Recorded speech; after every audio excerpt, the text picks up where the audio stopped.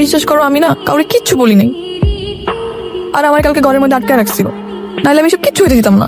তুই কান্না করিস না, আমি জানি তোর এখানে কিচ্ছু করার ছিল না, ভুল আমার ছিল। সময় এলাকার বাইরে যাওয়াটা ঠিক হয়নি, এরকমটা তো একটা সময় হওয়ারই ছিল। তুমি কষ্ট পাও না, কামালের বিচার এমনি হয়ে গেছে। কালকে রাত্রে নাকি এলাকায় ডাকাত ঢুকছিল, ডাকাতে রাতে মার খেয়ে তারপর বাসায় ঢুকছে। হ্যাঁ শুনছি আমিও। আচ্ছা তুই এখন বাড়িতে যা, তোর বাবা আসলে আবার ক্যাচাল করবে। তুমি নিজের একটু খেয়াল রাখো, মাথা গরম করে আবার কিছু করতে চাও না। কিচ্ছু করবো না আমি, তুই চিন্তা করিস না, জানা তুই। তোমরা একটু ওর দিকে খেয়াল রাখো, আমি তো সবসময় থাকতে পারি না।